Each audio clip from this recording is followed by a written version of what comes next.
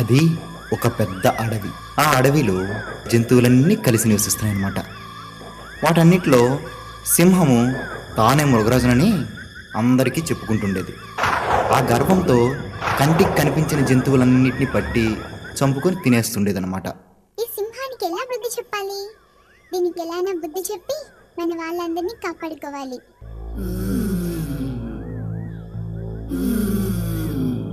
ఎందుకింత ఆలస్యంగా వచ్చా అని అడిగింది. అందుకు కుందేలు నెమ్మదిగా ఇలా ఉంది. ఓ మృగరాజా, నేను వచ్చే దారిలో మరో సింహం ఎదురై ఈ అడవికి నేనే రాజును అని నన్ను చంపబోయింది.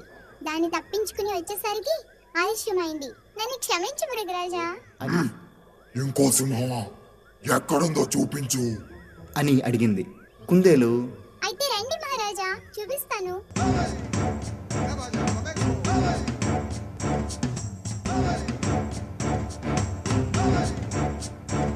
అదిగా చూడండి మృగరాజా. వెంటనే సింహం ఏం చేసింది? ఆ నూతిలోకి తొంగి చూసింది. ఆ నూతిలోని నీటిలో సింహం దాని నీడ అదే చూసుకుందనమాట. అది మరో సింహం అనుకుంది. అనుకుని వెంటనే గట్టిగా